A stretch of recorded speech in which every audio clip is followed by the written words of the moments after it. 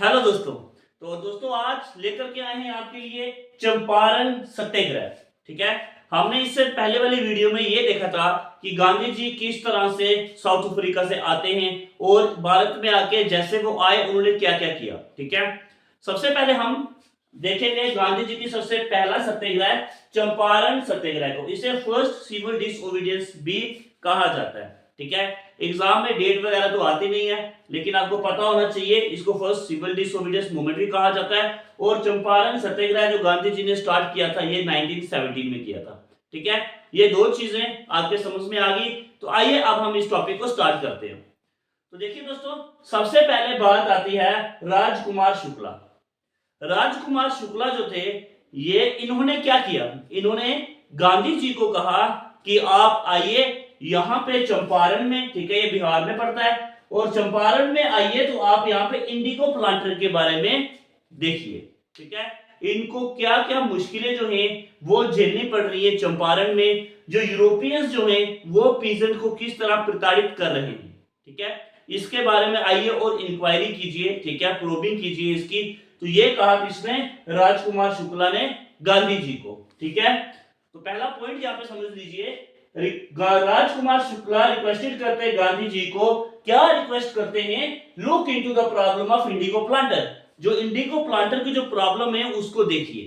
ठीक है, ये कहते हैं राजकुमार शुक्ला जी। उसके बाद देखिए, यूरोपियन जो थे वो फार्मर्स को, पीजेंट को इंडिगो की प्लांटेशन करने के लिए फोर्स कर रहे थे। ठीक है।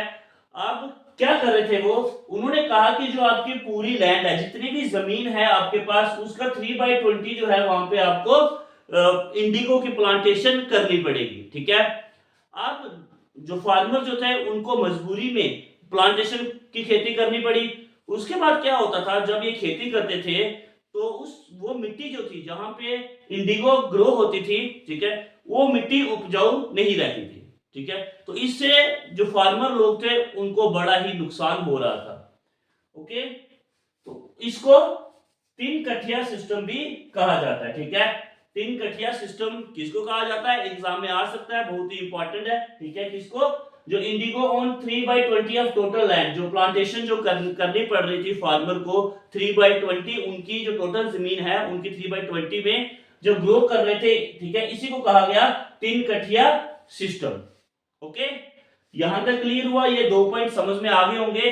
तो उसके बाद क्या हुआ, जर्मन सिंथेटिक डाइज जो है वो इंडिगो को रिप्लेस कर रही थी। ठीक है। अब जर्मन की सिंथेटिक डाइज रिप्लेस कर रही थी इंडिगो को, इससे फर्क पड़ रहा था यूरोपियन को। ठीक है। अब यूरोपियन ने क्या किया, हाई रेंट्स लगाना शुरू कर दिए, इलीगल ड्यूज लगाना शुरू कर दिए, ताकि ज्यादा से ज्यादा जो प्रॉफिट जो है वो फार्मर से वो ले सके। ठीक है। अब हमने पढ़ा था राजकुमार शुक्ला जी रिक्वेस्ट करते हैं गांधी जी को वहां पे प्रूविंग करने के लिए। अब गांधी जी और उनके साथ और भी मेंबर जो थे, राजेंद्र प्रसाद हो गए, जेबी कृपलानी हो गए। ठीक है। तो ये मेंबर सारे कहां पे आते हैं, अब चंपारण में आते हैं। ओके। अब ये सभी मेंबर आते हैं चंपारण में प्रोबिंग करने के लिए, छानबीन करने के लिए इन फार्मर की क्या मजबूरी है, क्यों ये प्लांटेशन कर रहे हैं। ठीक है, ये प्रोबिंग करने के लिए यहाँ पे आते हैं, ये मेंबर्स आते हैं। ठीक है। लेकिन जब जो यहाँ पे आते हैं, यहाँ की जो अथॉरिटीज है वो उनको ऑर्डर देती है कि यहाँ से आप लीव कर लो, यहाँ से आप चले जाओ। ठीक है, authority orders him to leave, कि आप यहाँ से चले जाओ। लेकिन गांधी जी नहीं जाते हैं, गांधी जी वहीं पे रहते हैं, और कुछ समय के बाद उनको परमिशन भी मिलती है। ठीक है, उनको परमिशन मिलती है, फिर वो क्या करते हैं, इंक्वायरी करते हैं। ठीक है। उसके साथ साथ एक कमेटी बनती है जिसमें महात्मा गांधी जी भी उस कमेटी के मेंबर थे। ओके। और गांधी जी कन्विंस करते हैं अथॉरिटीज को कि आपको अब कंप्रोमाइज करना पड़ेगा फार्मर के साथ, और फार्मर को जो अथॉरिटीज है उनके साथ कंप्रोमाइज होता है अब। ठीक है।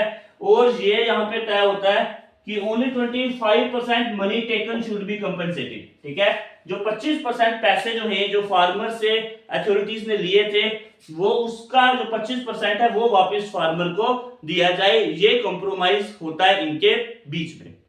ठीक है। तो उसके बाद क्या होता है, अब जो महात्मा गांधी जी थे वो काफी फेमस हो जाते हैं फार्मर के हक में भी। ठीक है। और वहां जो फार्मर लोग उनको काफी मानना शुरू करते हैं इसके बाद। ठीक है, तो उसके बाद गांधी जी का सेकंड सत्याग्रह जो है वो हम आने वाली वीडियोस में डिस्कस करेंगे। ये था हमारा दोस्तों चंपारण सत्याग्रह। उम्मीद करता हूं आपको सारा समझ में आ गया होगा।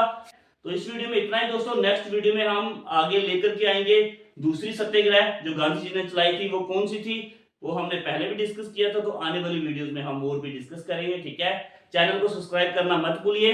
धन्यवाद।